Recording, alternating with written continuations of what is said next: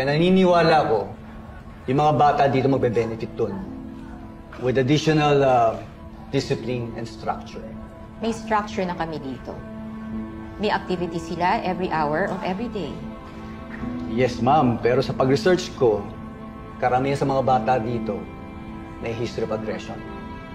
Kaya nga sila nasa ganitong facility iba. Ang gagawin kong training sa kanila, sisiguraduhin ko na matcha-channel yung aggression na yun through activities that will provide positive values. Tatapatin na kita, Mr. Sorasio. Wala kaming budget para sa additional na tao o programa dito sa Boys Town. I'm sorry.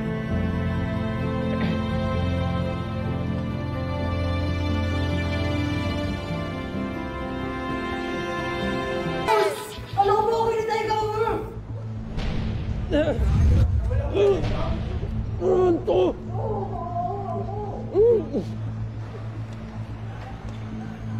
Eh, ma'am, baka pwedeng iwan ko muna yung proposal ko. Baka sakaling kailanganin niyo ako, tawagin niyo lang ako. Goodbye, Mr. Sorasio. Eh, saan pala yung CR dito? Diretso lang kayo kaliwa. Ayun, yung pintuan banda doon.